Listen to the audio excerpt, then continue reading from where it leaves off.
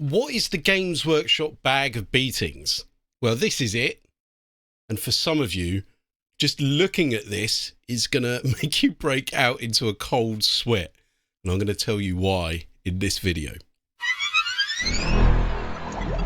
So this innocent looking carrier bag right here is what I would call the quintessential Games Workshop bag of beatings. Now, there were a few in the 90s, so this is going to be some Oldhammer memories for you. So we got the classic black Games Workshop bag of beatings. We got the see-through one. This is one that I remember the most of. So you can imagine walking around with this bag, everyone knows that you've got Space Marines in that bag. And then the final bag of beatings, you know, they really sort of excelled with this one. Just having like a line drawing or sort of a pencil drawing of an orc on it, and there were various ones, various different motives. So why do we call this the bag of beatings? I mean, I think you can guess, right? Games Workshop, I hate to break it to you neckbeards, has never been and will never be the coolest thing in the world. Is it a little bit more socially acceptable now? I think so. That's a good thing. But back in the 90s, these bags were essentially, to break it down in a sort of way that all of us geeks can understand, these bags would give you a +10 aura against women or losing your virginity. Also, they would give you a +10 to the likelihood that you were going to get beaten up on the way home. Now, some of you are going to go, oh yeah, I never got beaten up. So we've got the neckbeard ninjas in the house that are fiercely typing in the comments right now how they never got beaten up. Nothing ever happened to them having a Games Workshop bag. And there will be a few of them, but they are few and far between. Incidentally, I did find some footage on the internet of a neckbeard ninja, which I thought I might share with you now, actually. Just give me the bag, nerd. It's not going to end well for you. Saving throw, saving throw, saving throw, saving throw. What the fuck's up with this guy? Steel Rain!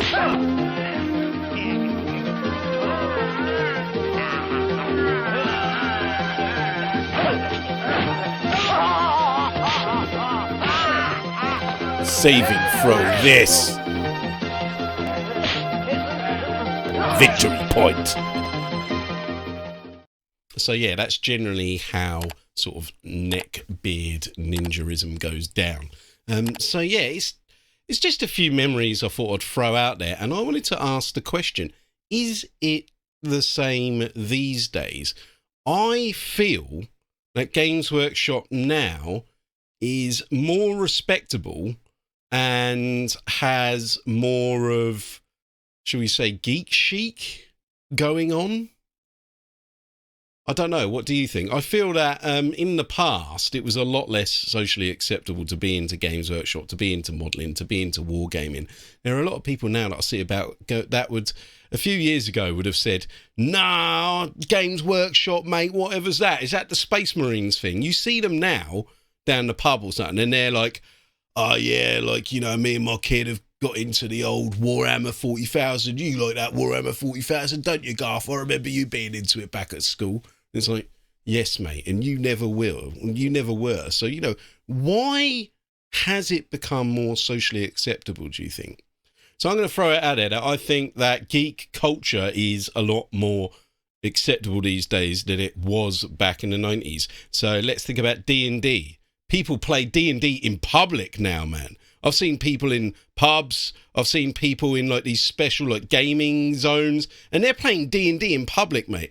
Maybe it's just a hang-up that I've got from the 90s, but man, you would not have caught me dead in a million years playing D&D in public back there. In school, maybe. Out in public, absolutely not. So yeah, so we've got these like gaming dens, board gaming's had a big resurgence, and also with COVID as well. Now, of course, this is a very, very good thing. This is a good thing, right? Or is it?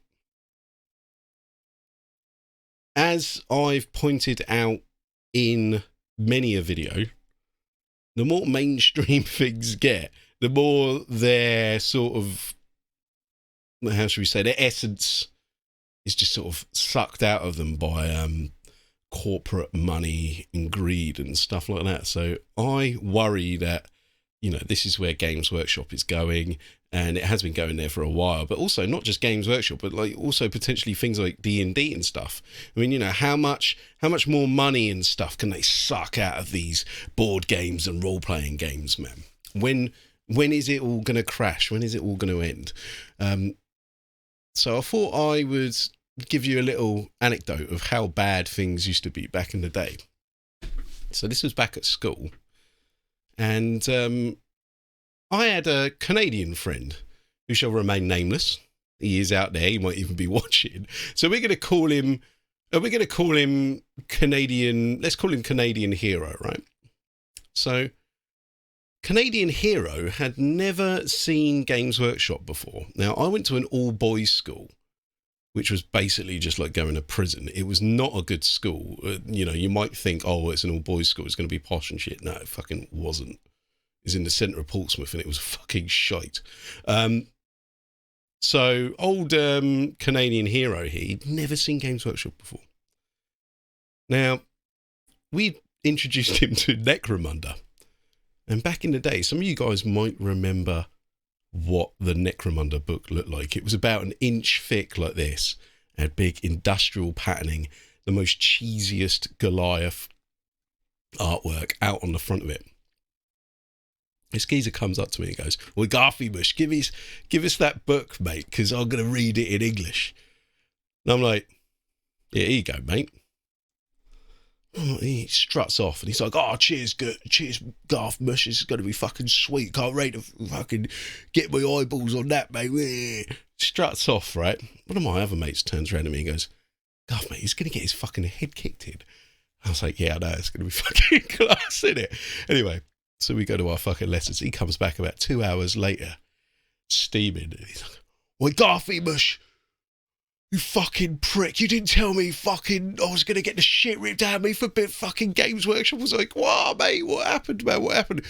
Oh, I took the fucking book out, mate. I fucking stormed to the fucking back of the class, picked up the book above my fucking head, mate, slammed it down on the desk, making the biggest fucking noise I could make. Everyone turned around, was like, Games Workshop, you fucking prick, right? So my question to you is Games Workshop still as socially unacceptable as it was? So this has just been a bit of an Oldhammer memory, bit of a laugh, talking about the bag of beatings. So I want you to write down in the comments if you've got any stories about Games Workshop and the bags of beatings, and I want you to tell me if you think it has changed at all. Is it just because I've got older and things are more accepted and geek culture's more accepted, or am I just old past it? I ain't got a clue.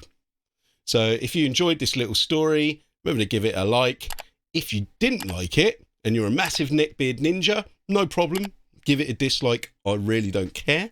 And if you really enjoyed the story, why not check out the Patreon? And thanks to all my patrons, and see you guys later.